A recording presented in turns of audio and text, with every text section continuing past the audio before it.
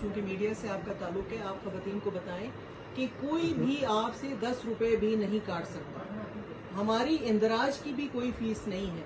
हम जिस वक्त रजिस्टर करते हैं ये फ्री ऑफ कॉस्ट है और पैसे उसको पूरे मिलने चाहिए। शिकायत करेंगे तो हमें पता चलेगा, अगर शिकायत ही नहीं करेंगे तो हमें कैसे पता चलेगा।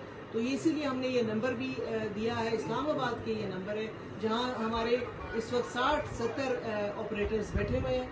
ये नहीं है कि एक ऑपरेटर है, वो उस कॉल्स को रिसीव करते हैं, शिकायत का इंदराज करते हैं और इंदराज के बाद जो है आपको फिर फीडबैक देते हैं कि उसके साथ जो है वो। और आपने देखा होगा कि पिछली जो हमारी ट्रांच थी उसमें बहुत तादाद में लोग जो हैं वो फारिग किए गए हैं, उनको निकाला गया, सस्पेंड किया गया है।